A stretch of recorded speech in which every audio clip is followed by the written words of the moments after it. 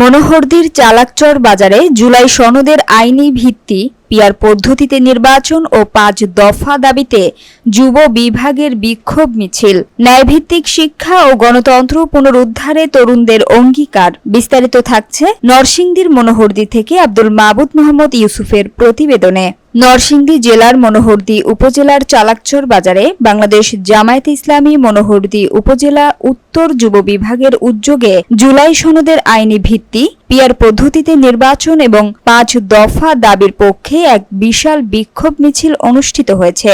শুক্রবার বিকালে অনুষ্ঠিত এ কর্মসূচিতে শত শত যুবক, শিক্ষার্থী ও বিভিন্ন শ্রেণী পেশার মানুষ অংশ নেন। মিছিলটি চালাকচর বাজারের প্রধান সড়ক প্রদক্ষিণ শেষে সংক্ষিপ্ত সমাবেশে মিলিত হয়।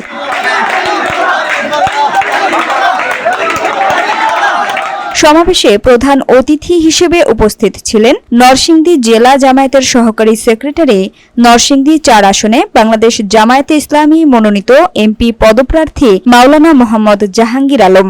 বিশেষ অতিথি হিসেবে উপস্থিত ছিলেন মনোহরদী উপজেলা উত্তর জামায়াতের আমির মাওলানা মোহাম্মদ ইকবাল হোসাইন, উপজেলা উত্তর জামায়াতের সেক্রেটারি মাওলানা মনির উদ্দিন আল আজহারি এবং মনোহরদী পৌর জামায়াতের আমির মোহাম্মদ আসাদুজ্জামান নূর। এছাড়াও মনোহরদী উপজেলা উত্তর যুব বিভাগের সভাপতি, সেক্রেটারি ও অন্যান্য নেতৃবৃন্দ উপস্থিত ছিলেন।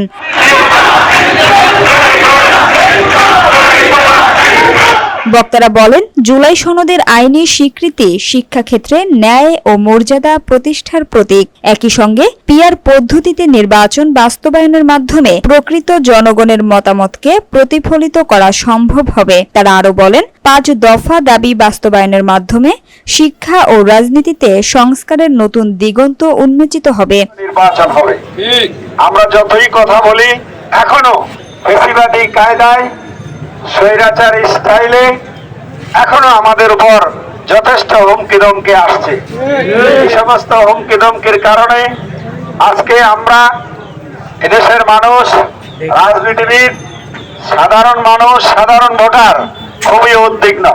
তারা আশঙ্কা করছে হয়তোবা বিগত স্বৈরাচারের আমলে যেভাবে নির্বাচন হয়েছে, এবারও সেই ধরনের নির্বাচন হওয়ার একটি পায়তারা চলছে।